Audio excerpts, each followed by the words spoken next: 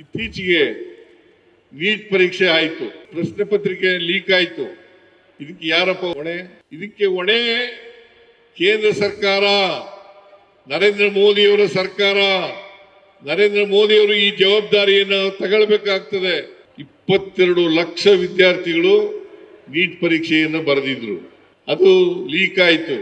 ಈಗ ಪರೀಕ್ಷೆ ಮುಂದೂಡಿದ್ದಾರೆ. ಅನೇಕ ಜನ ಆತ್ಮಹತ್ಯೆಯನ್ನು ಮಾಡ್ಕೊಂಡ್ರು. ಈ ಆತ್ಮಹತ್ಯೆಗೆ ನೇರ ಕಾರಣ ಕೇಂದ್ರ ಸರ್ಕಾರ ಅಂತಕ್ಕಂಥ ಮಾತುಗಳನ್ನ ಹೇಳಲಿಕ್ಕೆ ಬಯಸ್ತಾ ಇದ್ದೇನೆ. ಈ ನೀಟ್ ಪರೀಕ್ಷೆನೂ ಕೂಡ ಮಾಡಕ್ ಆಗ್ಲಿಲ್ಲ.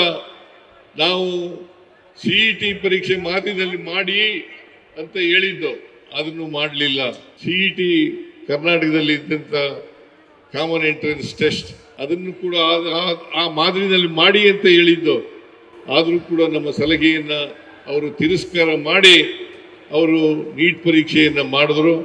ನೀಟ್ ಪರೀಕ್ಷೆ ಇವತ್ತು 22 ಲಕ್ಷ ವಿದ್ಯಾರ್ಥಿಗಳ ಭವಿಷ್ಯವನ್ನ ಹಾಳು ಮಾಡ್ತಕ್ಕಂಥ ಪ್ರಯತ್ನವನ್ನ ಮಾಡಿದ್ದಾರೆ ಅಂತಕ್ಕಂಥ ಮಾತುಗಳನ್ನ ಹೇಳಲಿಕ್ಕೆ ಬಯಸ್ತಾ ಇದ್ದಾರೆ. ಇವತ್ತು ನಿರುದ್ಯೋಗ ದೇಶದಲ್ಲಿ 67% ನಿರುದ್ಯೋಗ ಇದೆ. ಇದೇ ಮೋದಿಯವರು ಹೇಳಿದ್ರು 2014ರಲ್ಲಿ ನಾವು ಅಧಿಕಾರಕ್ಕೆ ಬಂದ್ರೆ ಪ್ರತಿ ವರ್ಷ 2 ಕೋಟಿ ಉದ್ಯೋಗಗಳನ್ನ ಸೃಷ್ಟಿ ಮಾಡಿ ಯುವಕರಿಗೆ ಯುವತಿಯರಿಗೆ ಕೊಡ್ತೇವೆ ಅಂತಕ್ಕಂಥ ಮಾತುಗಳನ್ನ ಹೇಳಿದ್ರು.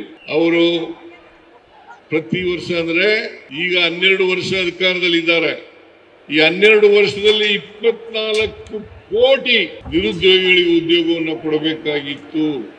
ಆದರೆ ಅವರು 2 ಕೋಟಿ ಉದ್ಯೋಗನೂ ಕೂಡ ಸೃಷ್ಟಿ ಮಾಡಲಿಕ್ಕೆ ಸಾಧ್ಯ ಆಗಲಿಲ್ಲ ಈ 10 ವರ್ಷದಲ್ಲಿ.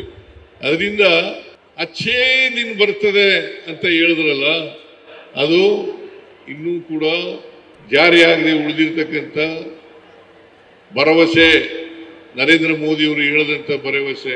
ವಿದೇಶದಲ್ಲಿ ಕಪ್ಪು ಹಣ ಇದೆ, ಆ ಕಪ್ಪು ಹಣವನ್ನ ತಗೊಬಂದು ಪ್ರತಿಯೊಬ್ಬರಿಗೂ ಕೂಡ ಅವರ ಅಕೌಂಟ್ಗಳಿಗೆ 15 ಲಕ್ಷ ಕೊಡ್ತೀವಿ ಅಂತ ಹೇಳಿ, ರೈತರ ಆದಾಯವನ್ನ ದುಪ್ಪಟ್ಟು ಮಾಡ್ತೀವಿ ಅಂತ ಹೇಳಿದ್ರು. ಆದ್ರೆ ಏನು ಮಾಡಲಿಲ್ಲ. ನರೇಂದ್ರ ಮೋದಿಯವರು ಸಂಪೂರ್ಣವಾಗಿ ವಿಫಲರಾಗಿದ್ದಾರೆ.